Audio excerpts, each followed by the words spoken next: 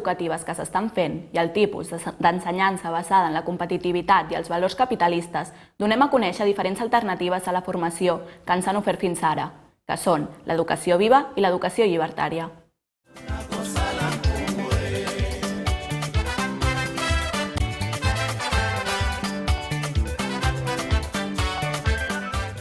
L'escola pública Els Encants treballa amb una educació viva.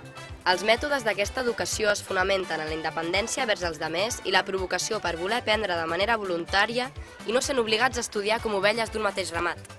Aquest tipus d'educació ofereix l'oportunitat d'aprendre d'una forma vivencial, construint la imatge de tot a partir de la pròpia experiència.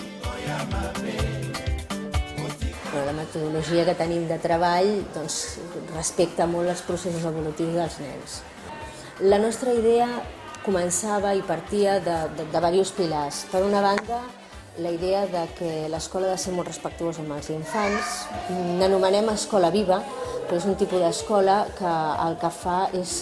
L'escola es fonamenta en les necessitats dels nens i amb els seus temps i els seus ritmes. Al matí les famílies arriben, fem una entrada relaxada, que vol dir que no hi ha una hora fixa d'entrada, sinó que hi ha un marge per entrar. S'entra amb unes imatges i amb una música i els pares van a les aules. Són ambients d'aprenentatge de lliure circulació. Això vol dir que no estan, en aquest temps no estan per classe ni amb la mestra, sinó que ells fan les activitats que desitgen en aquell moment i durant el temps que volen.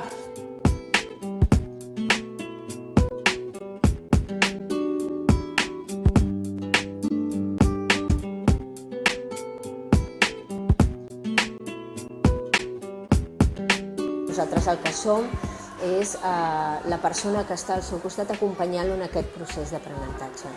Els nanos augmenten molt el seu grau de responsabilitat, perquè com que hi ha un treball molt gran de l'autonomia, doncs de ben petits aprenen a prendre decisions i un cop prenen decisions es fan responsables d'allò. Al mateix temps, com que l'escola també fonamenta molt tot el que és la creació i la imaginació, això ajuda molt a desenvolupar el que s'anomena la intel·ligència generativa. També tenim l'educació llibertària. Aquesta educació alternativa es basa en la llibertat responsable, entenent la llibertat com a grup, donant-li importància i afavorint una cohesió. Només mitjançant aquesta llibertat del grup es pot projectar la llibertat individual. La seva organització es basa en l'autogestió de forma assembleària per part dels nens, que administren les seves vides de manera autònoma i participativa, prenent les seves pròpies decisions prèviament consensuades. Així doncs, l'escola tradicional no és l'únic camí.